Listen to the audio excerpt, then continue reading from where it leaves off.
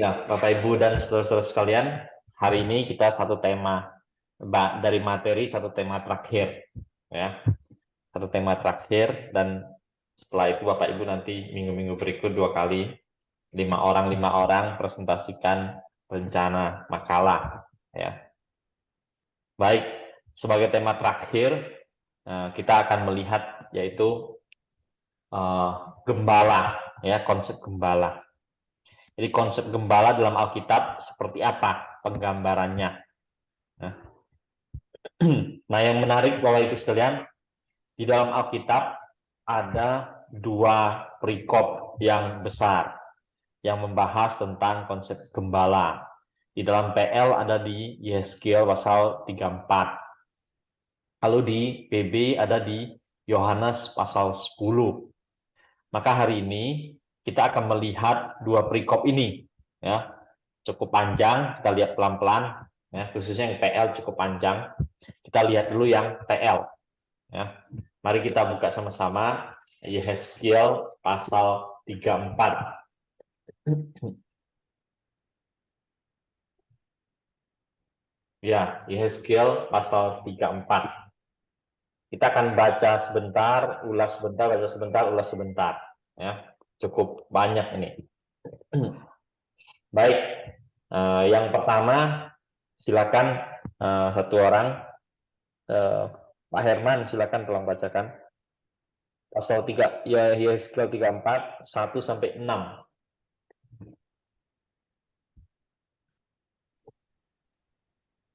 Yeskiel 34 ayat 1 sampai 6, Tuhan gembala Israel yang baik melawan gembala-gembala yang jahat.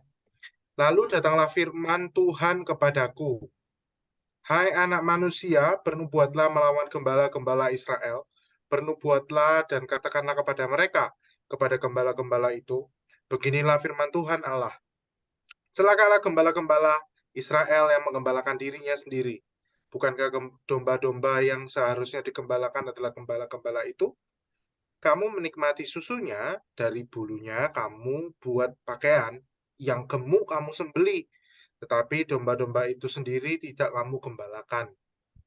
Yang lemah tidak kamu kuatkan, yang sakit tidak kamu obati, yang luka tidak kamu balut, yang tersesat tidak kamu bawa pulang, yang hilang tidak kamu cari, melainkan kamu injak-injak mereka dengan kekerasan dan kekejaman.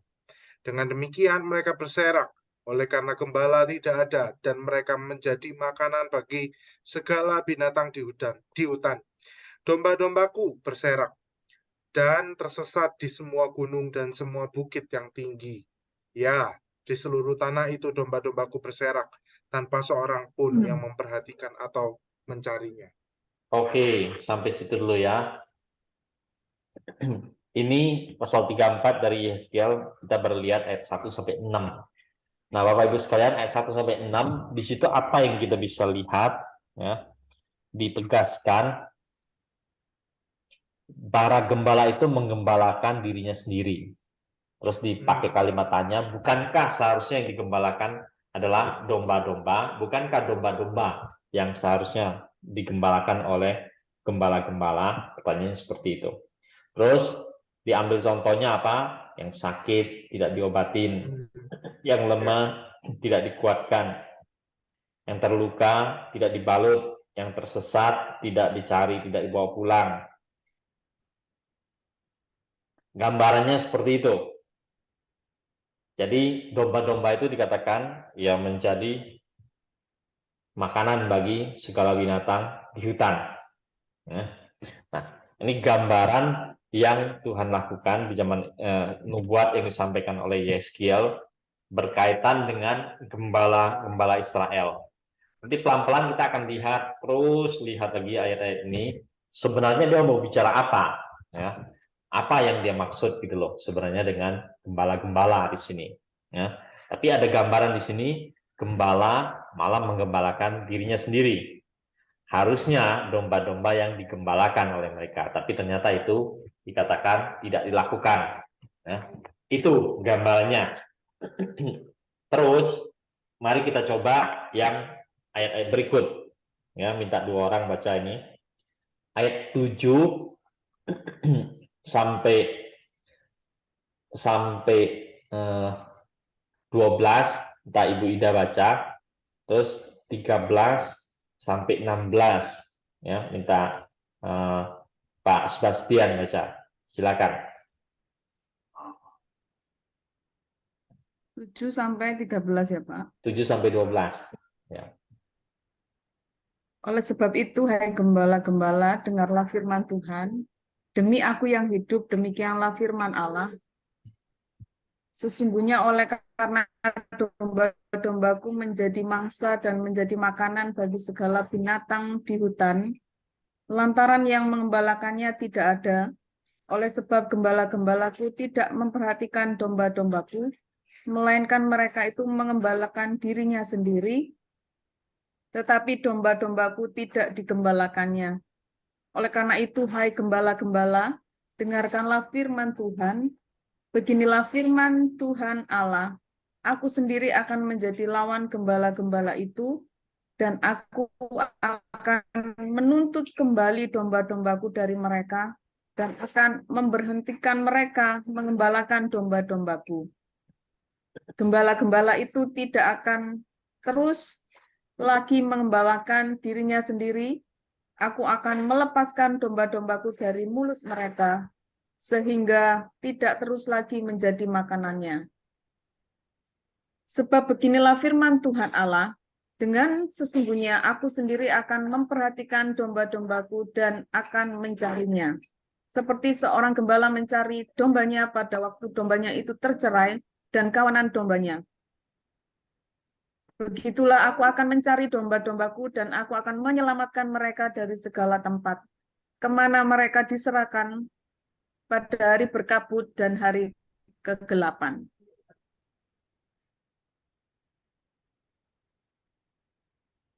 Ya, 13. 13. Terus, Pak, Iya, 13 sampai 16. aku akan membawa mereka keluar dari tengah bangsa-bangsa dan mengumpulkan mereka dari negeri-negeri dan membawa mereka ke tanahnya. Aku akan mengembalakan mereka di atas gunung-gunung Israel, di alur-alur sungainya, dan di semua tempat kediaman orang di tanah itu. Di padang rumput yang baik akan kugembalakan mereka, dan di atas gunung-gunung Israel yang tinggi, disitulah tempat penggembalaannya.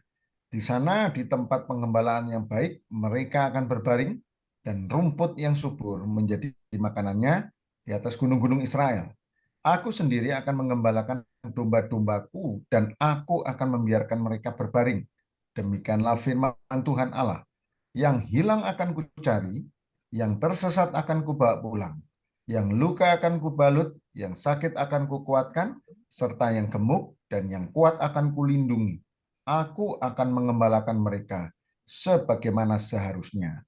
Oke, sampai sini dulu ya. Jadi mulai dari ayat 7 sampai 10 ya. Ayat 7 sampai 10 dikatakan itu kan dia nyambung dan ngulang sedikit paragraf sebelumnya ya.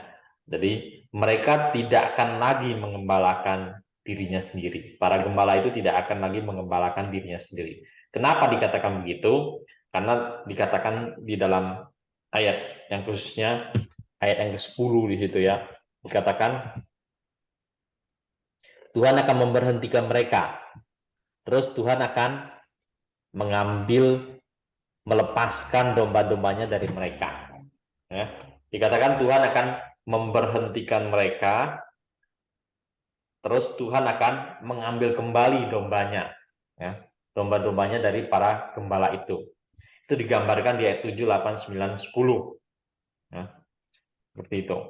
Lalu setelah memberhentikan, mengambil kembali domba-domba dari tangan mereka, ayat 11 sampai dengan 16, ayat 11 itu ngulang lagi sedikit, tapi yang paling penting mau ditekankan mulai ayat 11 sampai 16 adalah bahwa nanti Tuhan sendiri yang akan mengembalakan domba-dombanya.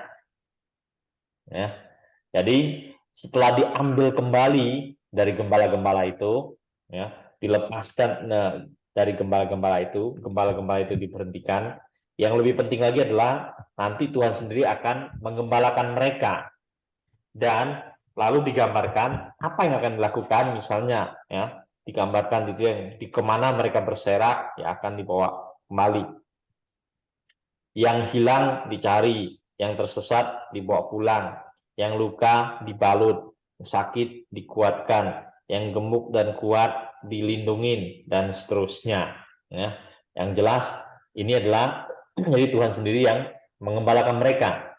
Dan di sini Tuhan menempatkan diri, Dia mengembalakan, ya, melakukan apa yang sepatutnya dilakukan oleh gembala-gembala terhadap domba-domba. Ya. Nah, itu yang kita lihat. Baik, kita lanjut lagi. Yang berikut ini agak panjang, ya, mulai ayat 17 sampai 23. Ya, silakan Pak Rafael, 17 sampai 23. Terus 24 sampai 31, silakan Pak Joni. 17 sampai 23 ya Pak. 17 sampai 23. Ayat 17, dan hai kamu domba-dombaku, beginilah firman Tuhan Allah, sungguh aku akan menjadi hakim di antara domba dengan domba, dan di antara domba jantan dan kambing jantan. Apakah belum cukup bagimu bahwa kamu menghabiskan padang rumput yang terbaik? Mesti pulakah kamu injak-injak padang rumput yang lain-lain dengan kakimu? Belum cukup bahwa kamu minum air yang jernih? Mesti pulakah yang tinggal itu kamu keruhkan dengan kakimu? Apakah domba-dombaku seharusnya memakan rumput yang sudah diinjak-injak kakimu dan meminum air yang sudah dikeruhkan kakimu? Oleh sebab itu, beginilah firman Tuhan Allah terhadap mereka, dengan sesungguhnya aku sendiri akan menjadi hakim di antara domba yang gemuk dengan domba yang kurus, oleh karena semua yang lemah kamu desak dengan lambungmu dan bahumu, serta kamu tanduk dengan tandukmu, sehingga kamu menghalau mereka keluar kandang. Maka aku akan menolong domba-dombaku supaya mereka jangan lagi menjadi mangsa, dan aku akan menjadi hakim di antara domba dengan domba. Aku akan mengangkat satu orang gembala atas mereka yang akan mengembalakannya, yaitu Daud, hambaku. Dia akan mengembalakan mereka dan menjadi gembalanya. 24, dan aku, Tuhan, akan menjadi Allah mereka, serta hambaku Daud menjadi raja di tengah-tengah mereka. Aku, Tuhan, yang mengatakannya. Aku akan mengadakan perjanjian damai dengan mereka, dan aku akan meniadakan binatang buas dari tanah itu, sehingga mereka dapat diam di padang gurun dengan aman tentram dan dapat tidur di hutan-hutan. Aku akan menjadikan mereka dan semua yang di sekitar gunungku menjadi berkat. Aku akan menurunkan hujan pada waktunya. Itu adalah hujan yang membawa berkat. Pohon-pohon di ladang akan memberi buahnya, dan tanah itu akan memberi hasilnya. Mereka akan hidup aman, tentram di tanahnya. Mereka akan mengetahui bahwa akulah Tuhan, pada saat aku mematahkan kayu kuk mereka, dan melepaskan mereka dari tangan orang yang memperbudak mereka. Mereka tidak lagi menjadi jarahan bagi bangsa-bangsa, dan binatang liar tidak akan menerkam mereka, sehingga mereka akan diam dengan aman tentram, dengan tidak dikejutkan oleh apapun. Aku akan mendirikan bagi mereka suatu taman kebahagiaan, sehingga di tanah itu tidak seorang pun akan mati kelaparan, dan mereka tidak lagi menanggung noda yang ditimbulkan bangsa-bangsa. Dan mereka akan mengetahui bahwa aku, Tuhan, Allah mereka, menyertai mereka, dan mereka, kaum Israel, adalah umatku. Demikianlah firman Tuhan Allah. Kamu adalah domba-dombaku, domba gembalaanku, dan aku adalah Allahmu. Demikianlah firman Tuhan Allah. Oke, ya, sampai situ dulu.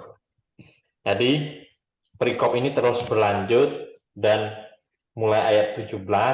Nah, ayat 17, karena tadi dikatakan gembala-gembala itu mengembalakan dirinya sendiri, tidak mengembalakan domba-dombanya. Maka Tuhan memberhentikan mereka, Tuhan mengambil kembali domba-dombanya. Lalu Tuhan sendiri menjadi gembala dan mengembalakan domba-domba itu. Nah, mulai ayat 17 dikatakan, hal lain lagi yang akan dikerjakan oleh gembala itu, akan dikerjakan oleh Tuhan dikatakan adalah dia sekarang akan menghakimi domba dengan domba. Ya. Kalau tadi itu Tuhan berhadapan dengan gembala. Ya. Nah, sekarang Tuhan akan mengadili di antara domba dengan domba. Lalu digambarkan di situ ada domba yang sudah makan rumput hijau, terus yang sisanya diinjak-injak. Yang sudah minum air yang jernih, air yang masih jernih, setelah dia minum puas, air jernihnya dikeruhkan dengan kakinya. Ya, digambarkan seperti itu. Maka Tuhan akan mengadili ya, di antara domba dengan domba. Ya. Lalu lebih jauh lagi menuju bagian akhir, ya, menuju bagian akhir dari ayat-ayat ini, maka di situ dikatakan Tuhan akan mengangkat satu gembala. Ya, tadi Tuhan sendiri yang menjadi gembala. Lalu di sini dikatakan Tuhan akan mengangkat satu gembala. Ya. Terus Tuhan mengangkat satu gembala, yaitu siapa di sini disebutkan Daud. Ya. Dan ya, kemudian Tuhan akan mencurahkan berkat. Ya. Jadi setelah terus berujung dan di situ langsung menyebutkan Tuhan akan mengangkat Daud ya menjadi gembalanya. Nah, Bapak Ibu sekalian, kita tahu bahwa ya setelah zaman Yeskiel ini mestinya tidak menyebut Daud lagi ya, karena Daud kan sudah lewat ya. Daud itu di zaman sebelum Yeskiel. Tapi justru di sini sekarang disebutkan lagi Daud. Ya, Daud menjadi gembala bagi umat Tuhan. Terus Tuhan akan mencurahkan berkat-berkatnya dari langit. Nah, ketika di sini kita melihat, maka sebenarnya beralih pelan-pelan, ya Tuhan bukan gembala langsung lagi, karena diserahkan pada Daud. Ya. Dan Tuhan ya bertindak sebagai, paling kita bisa katakan ya pemilik domba. Ya. Atau pemilik alam semesta. Karena dia bicara akan menurunkan hujan ya dan lain-lain. Terus bicara lagi lebih luas, mereka itu adalah orang-orang yang terserak akan dibawa kembali, dan bahkan sampai 1-2 ayat sebelum selesai itu dikatakan mereka adalah umat Israel. Ya, umat Israel akan dibawa kembali. Ya, jadi sampai terus berbicara, ujung-ujungnya kita lihat yang dimaksud di sini domba-domba itu adalah umat Israel. Ya, dan Tuhan adalah Allah mereka. Ya, Tuhan adalah Allah mereka. Mereka adalah domba gembalaannya. Ya, sehingga di ujung-ujung terus mendekati ayat akhir, tidak dibicarakan lagi Tuhan sebagai gembala. Tapi lebih bicara kita melihat ya Tuhan seperti pemilik.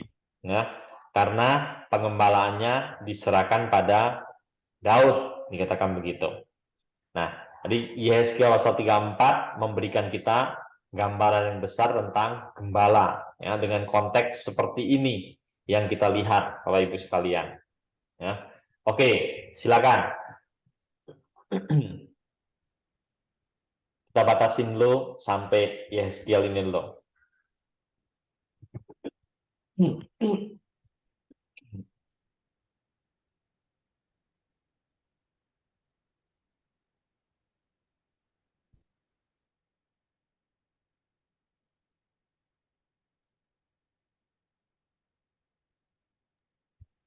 Silakan, ada hal-hal mau didiskusikan?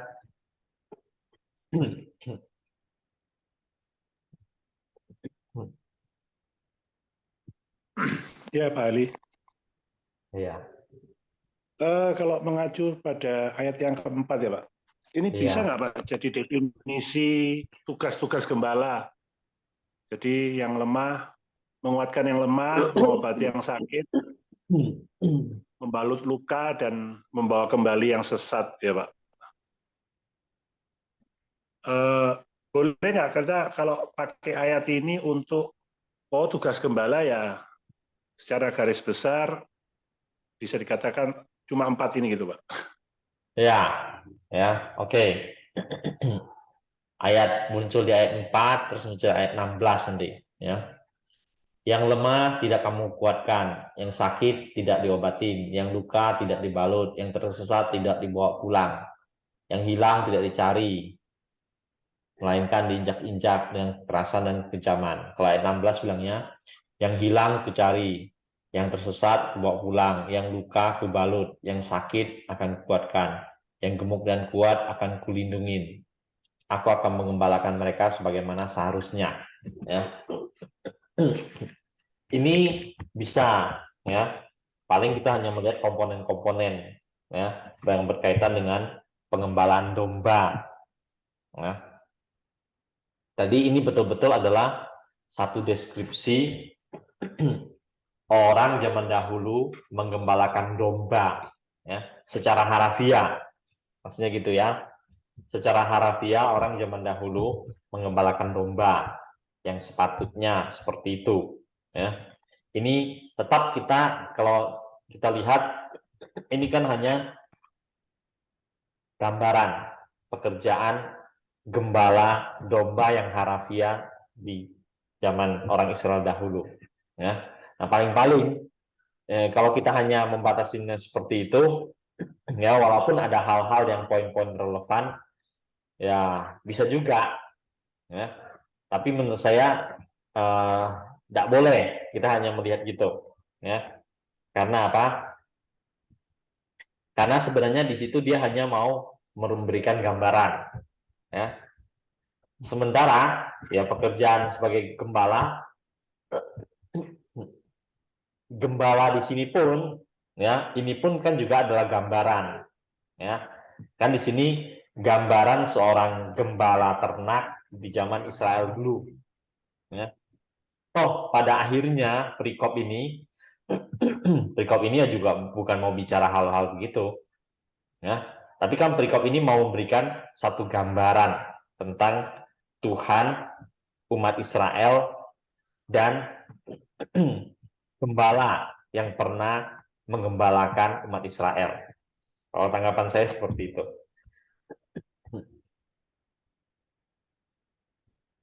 Ya Pak Hali, mungkin kita perlu deskripsikan dulu yang dimaksud gembala di sini Pak.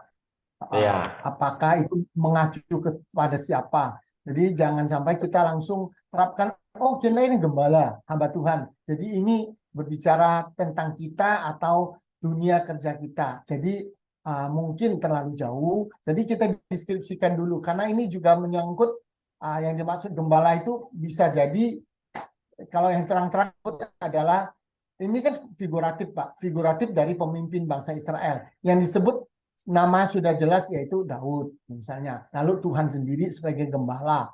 Atau gembala-gembala yang dianggap gembala jahat. Mungkin pemimpin-pemimpin sebelum Daud.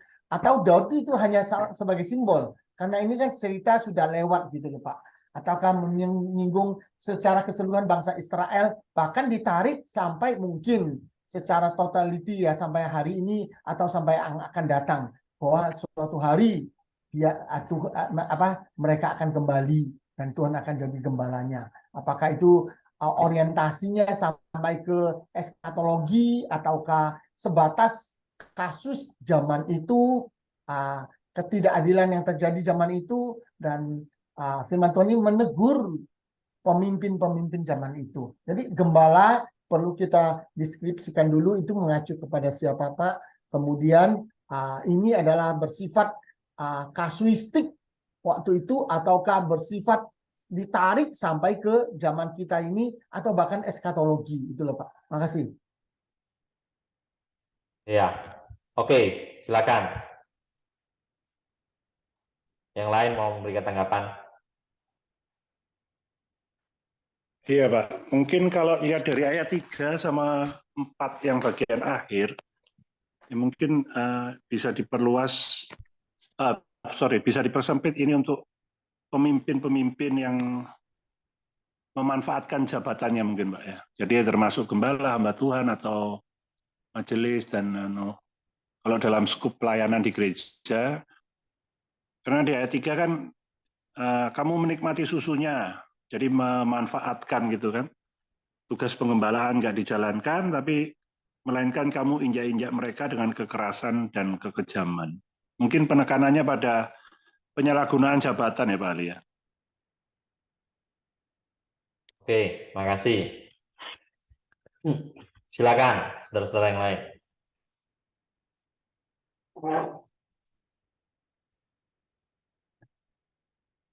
Jadi gimana kita melihat pasal 34 Yehezkiel ini? Tadi Pak Alex sudah ajukan pandangan. Kita coba pikirkan dulu. Gembala-gembala ini mau bicara siapa? Ya, atau mau berbicara apa? Gembala-gembala itu.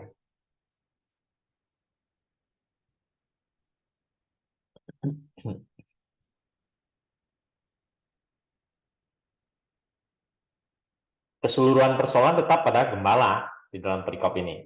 Ya, dombanya juga dibicarakan. Ya, ada domba dengan domba yang domba satu menindas domba yang lain, gitu. Ya, ada. Terus Tuhan mengangkat Daud menjadi gembalanya. Tuhan sendiri menjadi gembala mereka juga, ada gambarkan gitu. Terakhirnya Tuhan bicara Tuhan sebagai pemilik umat Israel, Allah mereka, digambarkan gitu. Nah, kalau begitu kita balik lagi. Jadi dari perikop ini fokus utamanya pada gembala, lalu siapa gembala itu? Atau apa gembala itu dalam perikop ini? Ya, kalau dari saya, Pak Ali, Ya. kalau saya lihat di pasal sebelumnya memang sudah jelas bahwa ini kan diberikan kepada, dijelaskan bahwa Yehezkiel ini sebagai penjaga. Dan Allah sendiri menyuruh teman-teman Yehezkiel, berarti saya pikir satu jabatan mungkin dengan Yehezkiel begitu sebagai penjaga-penjaga juga, sehingga Tuhan membandingkan ini antara Yehezkiel sebagai penjaga yang diarahkan oleh Tuhan dibandingkan dengan para penjaga-penjaga yang tidak sesuai dengan standar daripada Allah sendiri. Itu mungkin dari saya, Pak Ali. Ya, Yehezkiel sebagai penjaga Israel.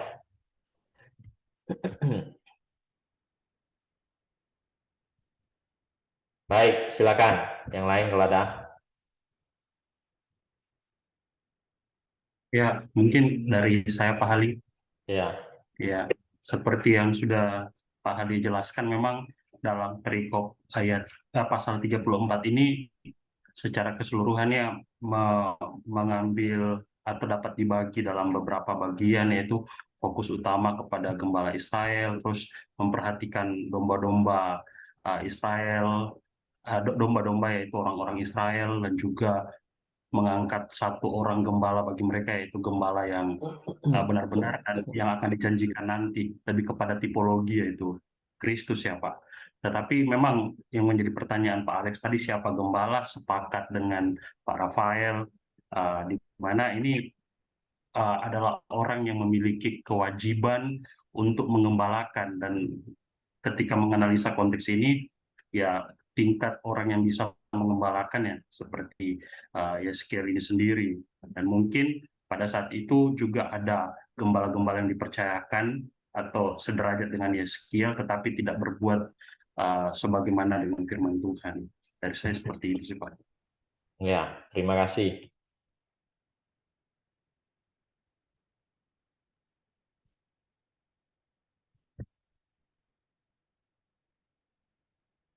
Oke, sekarang kita lihat ya pada gembala-gembalanya. Kalau mengamati pasal-pasal sebelum atau perikop-perikop sebelum, maka di situ kita bisa bicara Yehezkiel dan orang-orang yang seperti Yehezkiel. Nah, kalau melihat perikop-perikop sebelumnya atau pasal-pasal sebelumnya, memang ada itu muncul di terutama mulai pasal 33. Lalu kalau dari pasal 34 sendiri, di dalam pasal 34 sendiri kan di situ muncul nama Daud.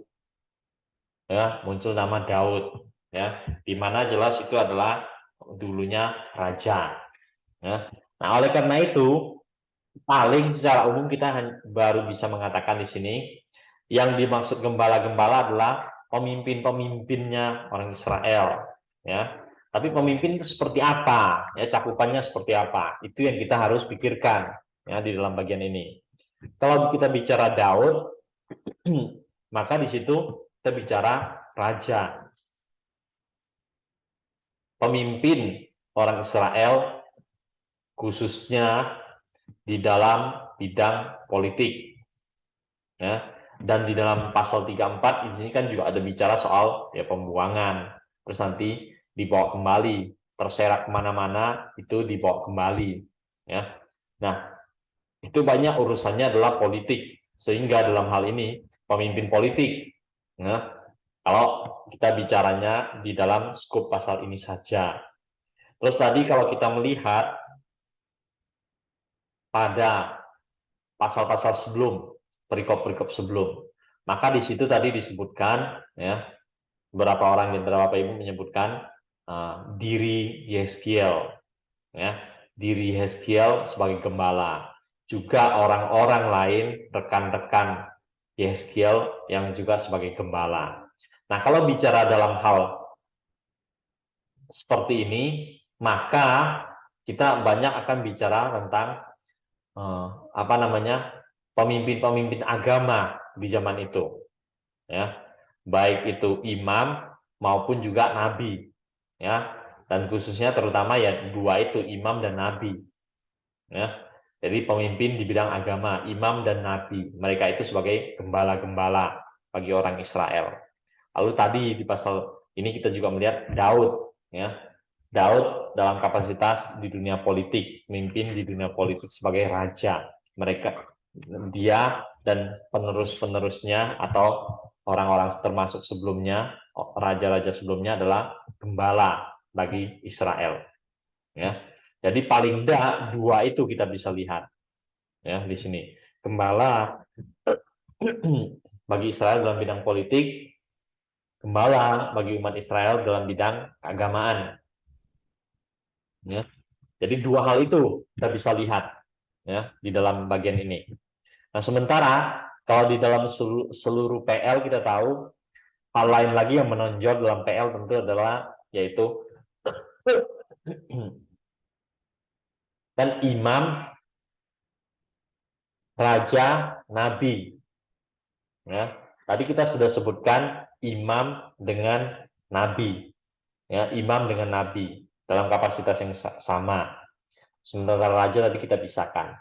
Terus dalam PL yang menonjol lagi, kita sudah lihat sama-sama juga sebelum-sebelumnya, yang muncul lagi dalam PL terutama adalah hakim, ya, hakim. Tapi kita tahu bahwa ketika orang Israel sudah mulai masuk monarki, ya, ketika sudah mulai masuk monarki, maka jabatan hakim itu hilang. Jabatan hakim itu menjadi sebagian tugas hakim jatuh kepada raja. Lalu sebagian lagi tugas hakim jatuh kepada ya, imam atau nabi.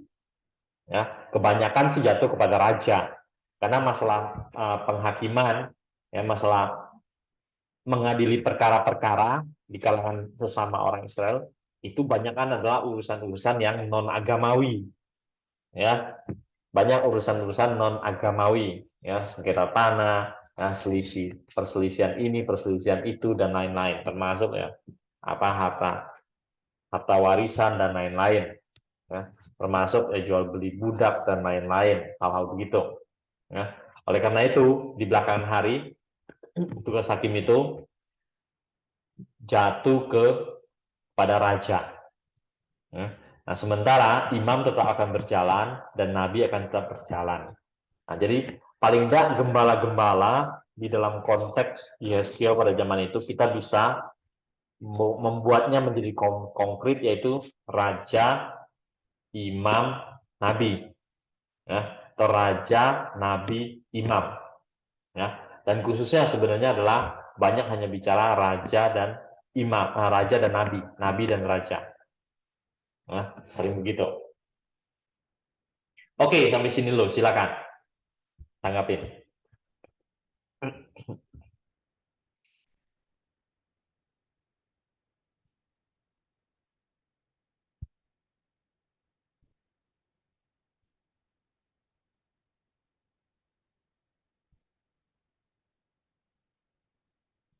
Silakan tanggapin.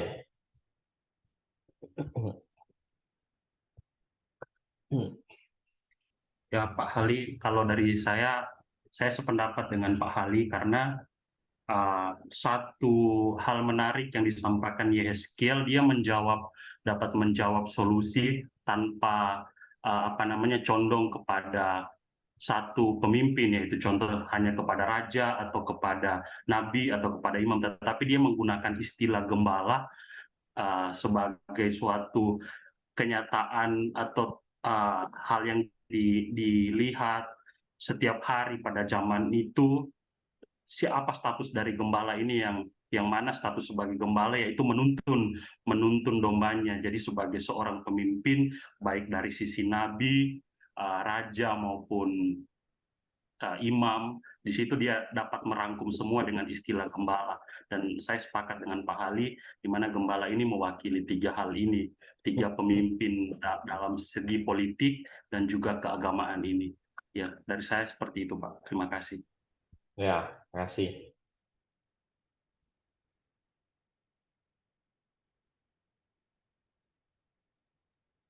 Ya Pak Hali, jadi kalau melihat konteksnya ini Pak Hali, terlalu prematur kalau kita langsung terapkan hamba Tuhan atau diri kita saat ini menjadi yang kita mengakui diri kita sebagai gembala, Pak. Jadi terlalu prematur, saya bilang kalau ayat-ayat ini kita terapkan dan kita langsung implementasikan, lah ini untuk gembala zaman kita dan seperti orang-orang seperti kita, Pak. Ya, terima kasih. Ya, ini juga menarik. Jadi setelah kita melihat konteks perikop ini dan konteks zaman itu, di mana gembala-gembala yang dimaksud lebih cenderung adalah di bidang politik dan bidang keagamaan. Ya. Nah, lalu ketika kita mau mengaplikasikan pasal ini untuk zaman kita sekarang, maka tidak bisa kita hanya bicara ya hamba Tuhan, ya. Karena kan kalau kita bicara hamba Tuhan, kita hanya bisa katakan itu baru setengah dari penafsiran terhadap Yehezkiel pasal 34, ya. Masih ada setengahnya lagi. Setengahnya lagi apa? Setengahnya lagi adalah pemimpin-pemimpin di bidang politik. Ya, setengahnya lagi pemimpin-pemimpin di bidang politik. Setengahnya pemimpin-pemimpin di bidang agama. Ya. Seperti itu yang kita bisa lihat. Nah, oleh karena itu, jadi kalau kita bicara, oke, misalnya kita batasin yang setengah, ya, setengahnya, yaitu pemimpin-pemimpin di bidang agama. Maka kita menjalankan tugas-tugas kita. Kita menjalankan tugas-tugas kita, itu juga belum ada jaminan yang pasti bahwa domba-domba itu sejahtera. Ya. Jadi kalau kita hanya mengamatinya di bidang keagamaan, lalu kita gembala-gembala yang zaman sekarang sudah menjalankan tugasnya dengan benar, dengan baik, ya belum tentu dombanya bisa hidup bisa mencapai taraf hidup yang sejahtera. Oleh karena apa? Karena kan setengahnya lagi masih ada urusan politik, ya. Dan urusan politik tentu itu juga banyak mempengaruhi hidup pada sehari-hari, ya. Lapangan kerja, ya, penghasilan yang cukup, ya, bisa memenuhi kebutuhan hidup, terus apalagi soal misalnya pendidikan, ya, pendidikan anak dan lain-lain, ya, soal kesejahteraan sosial, ya, di mana kesejahteraan sosial juga banyak bergantung pada program-program dari pemerintah, ya, yang jelas-jelas itu adalah urusan politik, ya. Nah, oleh karena itu juga kalau di bidang politik gembala-gembalanya tidak menjalankan tugas dengan benar, dengan baik, tentu rakyatnya juga tidak sejahtera, ya, atau sulit mencapai sejahtera. Ya, itu tanggapannya dulu. Jadi PL sebenarnya cukup menarik, ya, karena PL kadang-kadang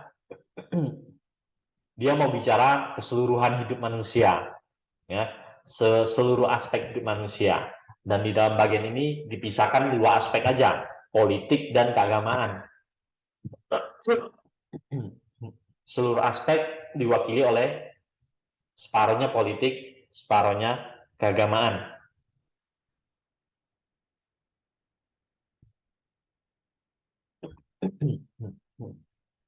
Selain itu Bapak Ibu sekalian, yang menarik juga di dalam perikop ini, ya, di dalam pasal ini, yang menarik juga adalah malah dia menyinggung urusan domba yang satu dengan domba yang lain.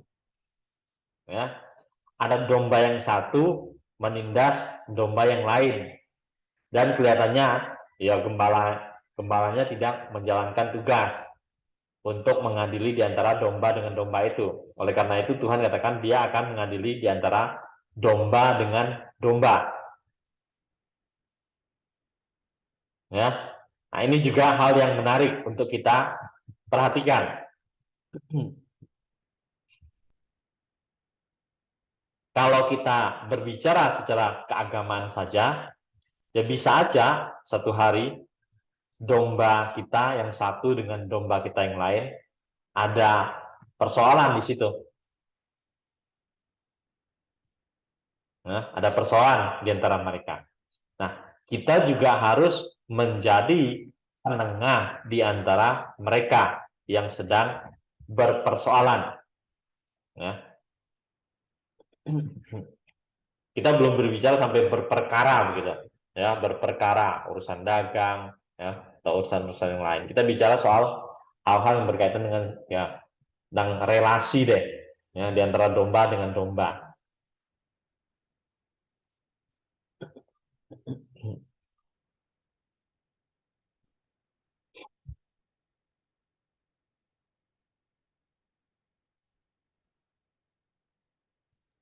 Ya Pak Hali, itu memang apa ya, agak sulit kita bandingkan kalau kita langsung terapkan dalam kehidupan berjemaat atau bergereja dengan konsep di Perjanjian Lama tadi. Maksud saya juga adalah karena dulu kan homogen Pak, semua mengerucut ke dalam satu agama, satu kepemimpinan bangsa Israel Pak. Nah kita ini kan majemuk heterogen Pak. Ya, apalagi mau masuk ke bidang politik segala itu bukan wilayah, dan hamba Tuhan tidak berani, jarang mau nyentuh Pak. Nyentuh pun yang ngawur-ngawur aja yang mau masuk nyentuh dalam bidang itu Pak. Lalu yang benar kadang-kadang tuh menghindari Pak. Ya orang hamba Tuhan yang agak benar itu kadang-kadang menghindari dunia-dunia politik seperti itu Pak. Nah, akhirnya ya kita memang ruang gerak kita itu terkurung di dalam gereja Pak. Nah, sementara ini berbicara adalah secara totalitas bernegara dan bergereja, beragama, Pak. Nah, itu Perjanjian Lama, Pak. Ini yang memang agak beda. Nah, namun saya juga kepikir, Pak, kenapa sih relasi antara Tuhan dan umatnya itu antara selalu domba dan gembala, Pak? Kenapa domba? Kenapa tidak yang lain? Kambing kayak atau kucing kayak atau apa Pak? Kenapa harus domba? Apakah karena kerumunan atau apa? Kenapa figurasi relasi Tuhan dan jemaat dan umatnya itu apa gembala dan domba? Apakah itu yang paling dominan zaman itu yang bisa difigurkan ataukah apa Pak? Kadang-kadang itu sering kali jemaat bertanya Pak. Jemaat bertanya. Makanya banyak kasus Pak. Kalau dombanya nakal-nakal ya sembeli aja Pak. Kalau sudah gemuk ya kita sembeli Pak biasanya Pak. Cari domba yang gemuk Pak. Dan masalahnya di sana. Saya kurang tahu Pak. Betul, ini pertanyaan yang dengan penuh ketulusan Pak. Karena banyak orang mempertanyakan. Karena mereka merasa jadi korban ketika mereka dijadikan domba. Gemuk disembeli Pak. Jadi gembala-gembala berebutan domba yang gemuk Pak. Yang kurus malah dibuang Pak. Nah itu masalahnya. Makasih. Iya, apa? Tidak terjawab di sini pun nanti kita lihat lagi yang Yohanes, ya. Siapa tahu yang Yohanes nanti menjawab, ya. Tapi paling tidak ada hal-hal penting kita bisa, poin-poin penting kita bisa tarik dari Yehezkiel 3:4 ini. Saya malah kepikir ajak Bapak Ibu lihat lagi soal yang tadi itu, domba dengan domba. Ya, domba dengan domba. Sebenarnya dia mau bicara apa gitu loh, ya. Minum air yang jernih, terus selebihnya dikeruhkan dengan kakinya, dan makan rumput yang hijau, terus dan makan yang lainnya diinjak-injak, jadi rumputnya rusak gitu. Nah, sebenarnya mau bicara apa dia di situ? Tentang domba dengan domba.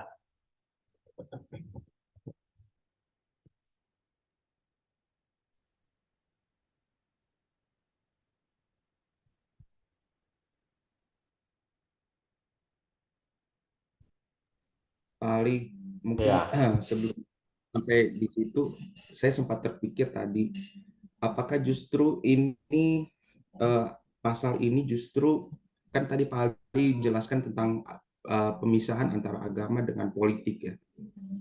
Apakah justru kalau bagi saya melihat bahwa ini politik ini justru terjadi di dalam agama.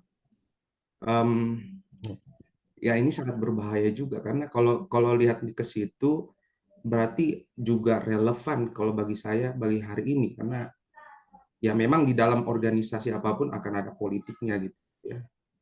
Apakah itu arahnya ke sana atau memang kita harus memisahkan antara seperti yang Pak Hali katakan tadi gitu Pak. Itu pertanyaan dari saya sih Pak. Makasih. ya, makasih.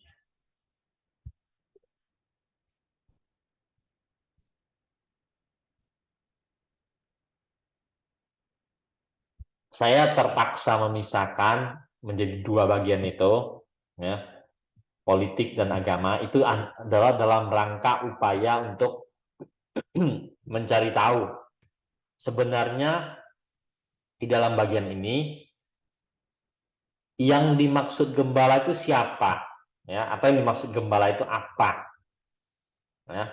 Lalu melihat konteks dalam pasal ini dan konteks dekat juga konteks keseluruhan PL, maka akhirnya kita berbicara begitu, ya. Gembala pemimpin di bidang politik, pemimpin di bidang agama, ya. Tapi kalau mau bicara dengan tegas-tegas terus dipertajam terus dipersempit terus dipertajam, ya sebenarnya kita bisa juga bilang satu aja di sini, ya. Bisa juga kita bilang satu aja apa? Satu aja yaitu ya raja.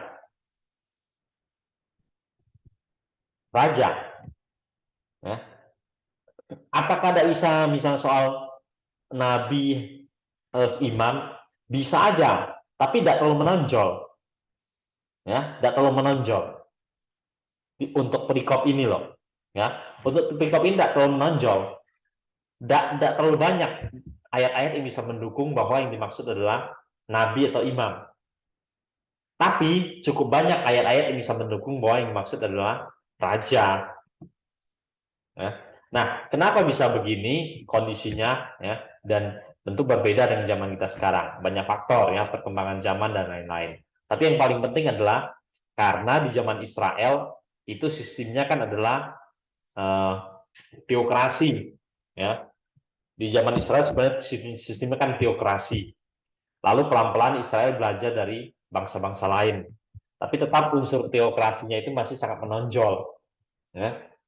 Nah, oleh karena itu, maka kalau bagian ini kita hanya persempit menjadi hanya satu aja, bicara tentang apa sini gembala? Yaitu para pemimpin politik. Bisa, ya, sangat bisa.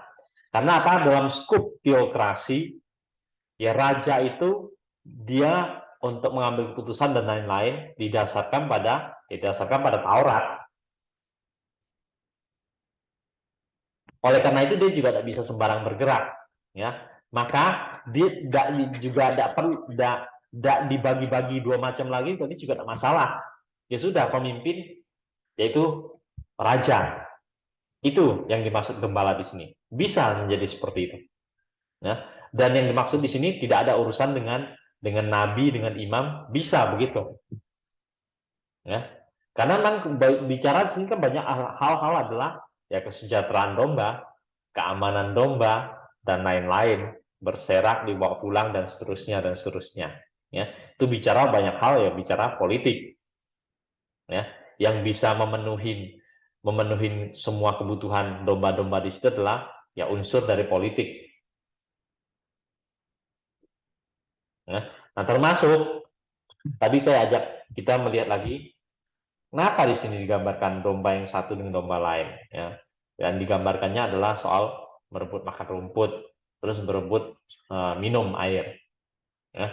Nah, di sini kemungkinan malah yang dia mau bicara adalah dalam hubungan hidup sehari-hari di dunia kerja, ya, di antara umat satu dengan umat lainnya, yang dimana di zaman dahulu itu digambarkan hal yang sederhana dengan pertanian dan peternakan, ya, perkebunan dengan peternakan, gitu, ya, sehingga orang mencari nafkah bergantung pada perkebunan dan peternakan itu. Nah, dalam hal hubungan pekerjaan, perkebunan dan peternakan itu bisa juga terjadi konflik-konflik di antara sesama orang Israel yang berkaitan dengan pekerjaan mereka, berkaitan dengan penghasilan mereka. Sehingga digambarkan dengan minum air dan makan rumput. Nah, balik lagi kalau ke sini bicaranya, balik lagi dia bicaranya ke dunia politik, kehidupan sipil. Nah, oke, dari itu dulu dari saya. Silakan.